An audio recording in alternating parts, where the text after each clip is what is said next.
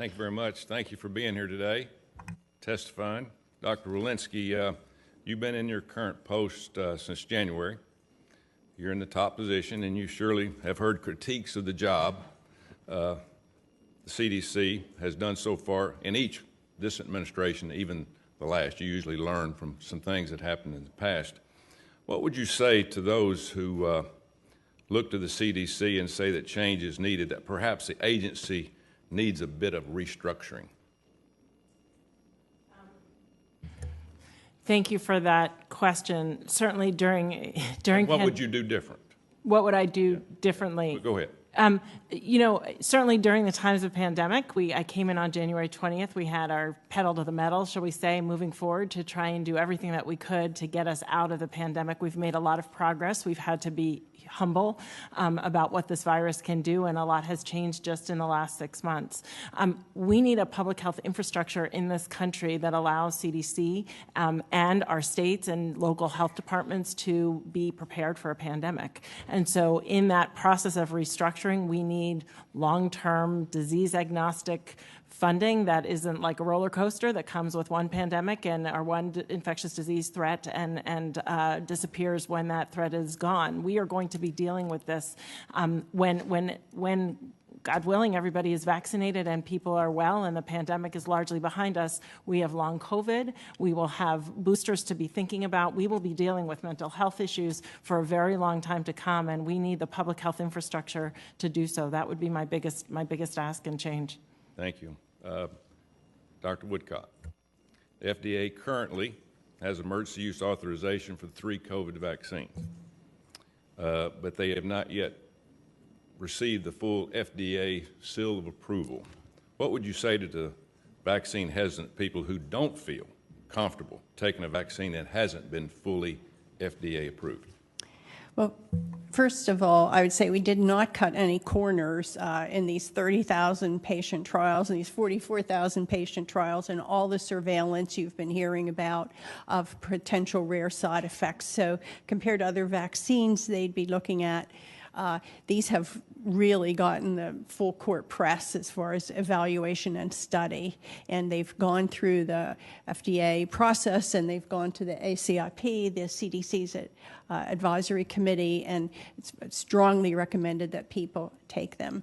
That said, it is public that that one of the companies put a marketing application before us, and we are going to do everything we can to review that in a timely manner. But of course, I can't say anything more about that. What kind of timeline do you think that we'll have full approval? That's the kind of thing I can't talk about. Thank you. Okay. Thank you.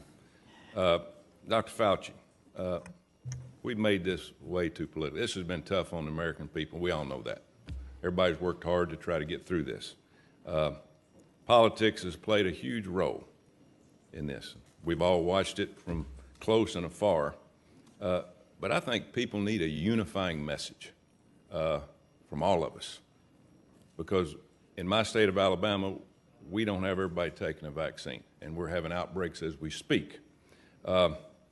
We've had Operation Warp Speed. General Pereira here in a committee hearing, not in this committee, but in other committee, he took a beating, saying how poorly a job he did. And the American people saw that. You know, a lot of people voted for Donald Trump. And a lot of people in the South, a lot of people in my state voted for Donald. And we have to have a unified message. We can't be blaming this or that. We've got to go north with this. We can't go south. We can't go the other direction. So, Dr. Fauci, can you understand that unless this administration acknowledges the efforts of the last one, a large part of the Americans, they're going to continue to feel like nothing's positive. They're not going to take the vaccine. Right. You understand what I'm saying? I understand exactly what you're saying, Senator, and thank you. That's a very appropriate question that I would be pleased to answer. Having been present through the last year, which was the year when COVID began, the last year of the former administration, I can tell you that no doubt that the former administration deserves a considerable amount of credit for the effort that was put into Operation Warp Speed that was able to allow not only the rapid development and testing, but also the implementation of the vaccine. So there's no doubt in my mind, as someone who has been on both sides of the fence to say that's the case. But with regard to your unifying message, if I might, sir, I think what we need to appreciate is that we are dealing with a common enemy, and the common enemy is the virus. The virus doesn't know if you're a Republican, Democrat, or independent. The virus just knows that it makes people ill and it kills people.